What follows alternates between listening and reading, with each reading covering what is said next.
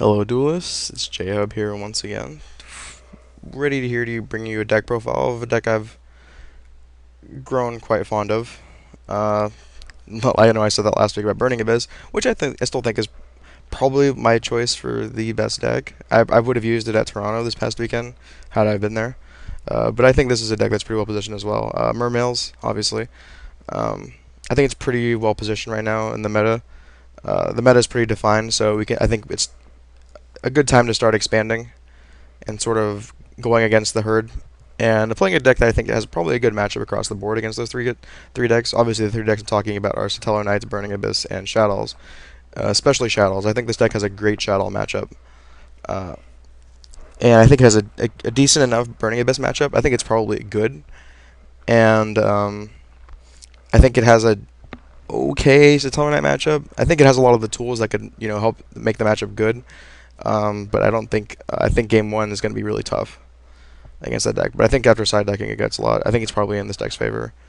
The monsters are pretty standard. I mean, these are the ones that you'd expect in every Mermail deck, except for Aqua Spirit, which I've seen die down in popularity, which I'm not too sure about why.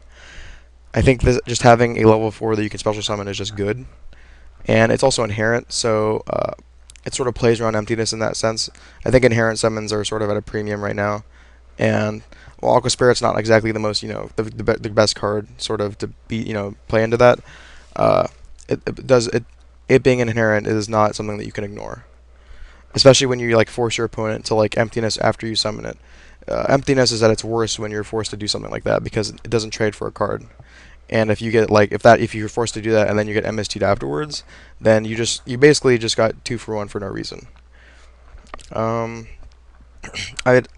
you playing the 2 copies of each in the 40 card list. I'm not a huge fan of like going 45 because I think there is a lot of value in your opponent like knowing what your deck is beforehand, and also I just not I'm just not a huge fan of the 3 and 3. Honestly, I mean I think this deck's more constructed better as it is with the 2 and 2. Uh, 3 MSTs, emptiness is obviously very popular, and you do want to have a very clean out to it. Soul Charge, obviously great in this deck. Mind Control, because this deck expands from 3s to 4s to 7s, so it's a pretty wide range of cards that you can target with it and make a Mind Control pretty profitable. Sphere is obviously one of the best cards in the whole deck. It does get a little bit worse with MST rising in popularity, obviously because of emptiness, becoming so popular. But I still think it's obviously a great card, and when your opponent doesn't have MST, the card's absolutely it's backbreaking in a lot of matchups, especially like when you go first and have like a marksman in your hand or something. It's really hard for an opponent to sort of deal with that. You gain a lot of advantage that way, and you can make up for going first a lot with it. Breakthrough Skill, obviously a great card. I think it's gotten a little bit worse because Shadows have become so popular, but it's not terrible against that deck, and it's pretty good against. And I guess it's not very good against Burning Abyss either. It's actually pretty terrible against Burning Abyss, but it's very good against the Taller Knights, and it's decent enough against Shadows to make it, I think, a main deckable card, and just the fact that Abyss Dweller is such a pain in the ass for this deck. Emptiness, I think it's just too powerful for me not to use. It's kind of a non-bow with Abyss Sphere. Like if my Abyss Sphere is face down and I have Emptiness up, and my Abyss Sphere gets MST'd, that's pretty bad. Pretty bad for that. That's a pretty bad spot to be in.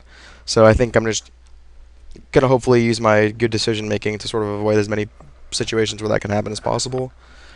Warning and Compulse as my 2 staple traps. I normally use Bottomless.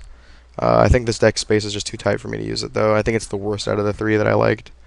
And Trap Stun, just because I think this deck is sort of it's a proactive deck, and especially in this format right now where every card's so reactive and the games are so tempo based, Trap Stun can really swing the tempo in your favor while simultaneously either it can potentially win you the game on the spot, and it also just makes it so that because you're a monster heavy deck, you want to be able to sort of just do things unhindered. And I think any sort of deck where that's sort of the main goal, I think Trap Stun's an instant like top of the list priority card that I want to try and get into those kinds of decks. This deck not excluded.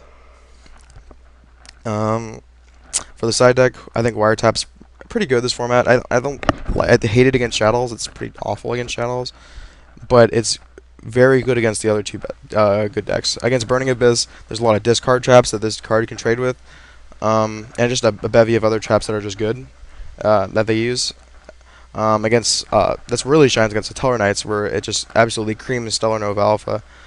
This card is the best card you can see against that card. Shadow Mirror, it seems kind of weird that I'm using two Shadow Mirrors and 3 Light Mirrors, but I think the Shadow matchup's good enough to the point where you're probably not going to need 3 of these. And it's obviously good against Burning Abyss, but it's still pretty narrow, even though it's only good against two decks. But those 2 decks comprise enough of the meta where it's probably worth it to side, these kinds of cards. 3 Light Mirrors, because I think the Satellar Knights is probably your worst matchup out of those 3. And I think light decks in general, I think this deck sort of has a problem with. Like Bujins or something. Like Bujins, I think this deck has somewhat of a problem with because it's sort of like an anti this deck, which is not very good for me. And Light Mirror obviously helps with that a lot. Chain Disappearance, I think I might shave this for the rest of the video down to 2, because I think the Burning Abyss matchup isn't so bad that you're going to need to side 3 of these and Flying Seas. So I'm thinking about cutting 1 for something, maybe a second Twister, just to have more redundancy against Floodgate. Although Floodgate, it's not like it's abundant right now, but 2 out of the 3 decks aren't going to be bringing in a lot of pretty much any Floodgate against you. So I think you can sort of not have as much. So maybe I'll just use the 3 Chain Disappearances because Burning Abyss is popular enough, and this card is just an I win against it. But it's really narrow, so I may shave it down. Veiler is just a broad general card. I like bringing it going second a lot, especially against. I think it's good enough against decks like Burning Abyss and Stellar Knights where I'm going to use it. Flying Sea is obviously good against any deck that exceeds a lot, especially Burning Abyss in particular. And like I said, Twister as sort of just a 4th MST against Floodgate. I think the thing about that thing this deck has an advantage over a deck like Shadows is that, and Burning Abyss, I guess I should say, is that if they play against any decks that can side deck a lot of Floodgate, they're going to be seeing like a full complement of Shadow Mirrors and Soul Drain and Macro and D-Fissure. While this deck is only going to see half of those. There's no Water Imprisoning Mirror, nor if there was one, would it be ever sided because it's far too narrow and Water's not nearly popular enough for it to be sided. So in terms of Floodgate, this is sort of a deck that's perceived to be a deck that loses to Floodgate. Well, there's a lot less Floodgate that this deck has to deal with than any other deck in the format right now, as say if Stellar Knights. And Stellar Knights even does have to deal with Floodgate with Stygian Dirge as well, so this deck's pretty, it's actually sort of not nearly as bad, it's not nearly as bad against Floodgate as any of the other 3 best decks right now, actually. Which I think is sort of thing that's sort of ignored about this deck. And it's sort of an advantage I think it has over the field. The extra deck's pretty standard. It's all, the 3 good rank 7s, all the good rank 4s. I wanted to find a room for a second Castel, but the extra deck space is far too tight for this kind of deck. I also wanted to fit a second Dweller, just because I think Dweller is pretty much a house this format. It's really good. But Breakthrough Skill is, it obviously is very popular, so it may not be the best card. Although that makes siding a second Dweller a lot better, because it's a lot easier to deal with 1 Breakthrough Skill when you have 2 Dwellers, just naturally. So maybe I'll find room for it later, but as of right now I can't find room. These are the 3 rank 3s. No Zenmans, there's no room.